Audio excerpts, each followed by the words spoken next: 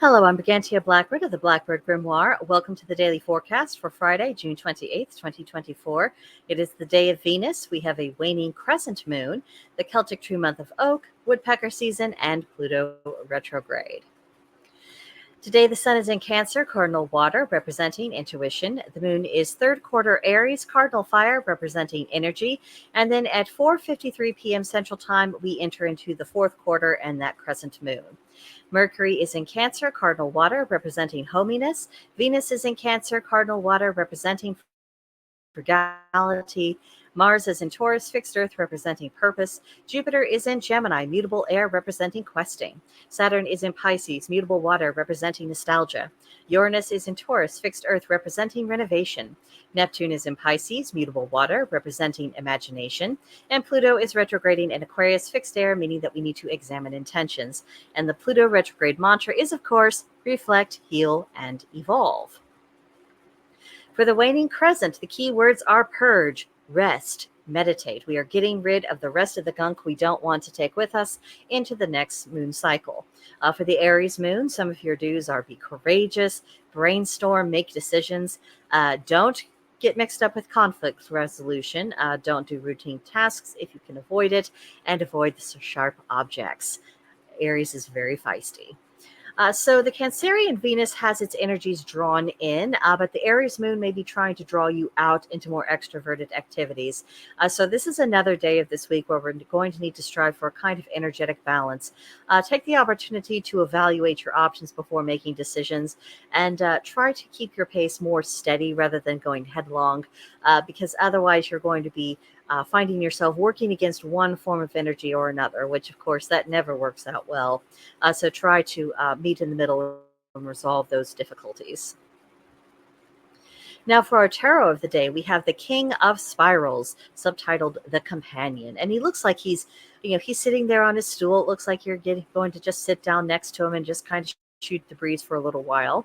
But the key words of this card are visionary, organizer, and mentor. And the best teachers they are often like companions on our spiritual journey. They are experienced, yet they retain that sense of wonder. They can give us the benefits of what they've seen and what they've done, but they leave us alone to make our own discoveries and to digest the information they've imparted to us. So if you encounter someone who is acting in that role, maybe give them a little extra heed today, or you might find yourself being put into that role for someone else, in which case, do your absolute level best. But there's a great deal that can be learned by someone who has seen and done more than we have. Today's Celtic Triad reads, 3 things not easy to trust: a drover's oath, a paramour's promise, and a hunter's word about his dog. So evidently drovers, which are cattlemen, paramours, and hunters are unreliable sources of information. So it's best not to take everything we hear at face value, particularly not from those who are trying to persuade us to believe something or to do something. And that has been the running theme for the past couple of days, hasn't it? So there really is nothing wrong with us reserving our judgment, letting things work themselves out a little while, and giving people an opportunity to prove whether or not they are actually in earnest about something. Can they present evidence that backs up their claims, or can they take action that shows that they really too mean what they say? So it's okay to, I don't want to say be standoffish, but just again to reserve judgment. Today's magical intention is all about spirituality, specifically deepening it. And for that, we have the color purple, the heather plant, the animal is the fox, and the crystal is the amethyst.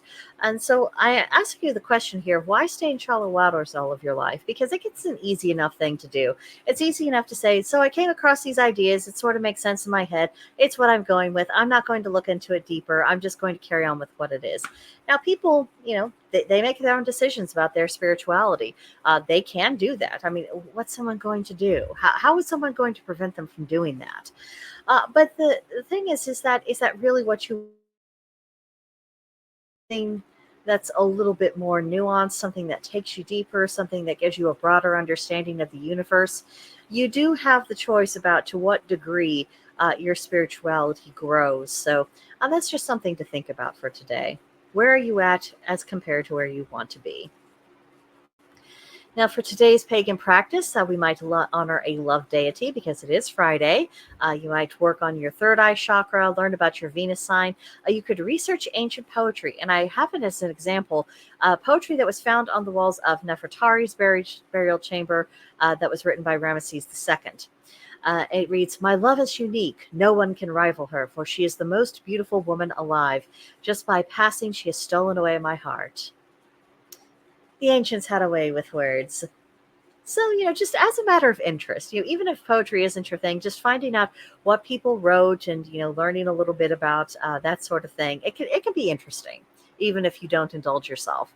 And then lastly, have a quiet evening in. A lot of the energy right now is turning inwards. So I'm feeling drawn to talk about things having to do with quiet, rest, relaxation, and not being too out there and active just now. Last of all for today, the journal prompt. What lesson of the solstice will you carry forward with you into the summer season? Because we have all had a kind of our own experiences with the solstices, and of course, recent events, especially that desecration of Stonehenge right before the solstice, as disgraceful as it was. These things they have infused a certain kind of energy into the occasion. So, what are you taking forward with you of all the events that occurred in and around and during the solstice? On the larger scale and in your personal life, what are you going to be doing with that?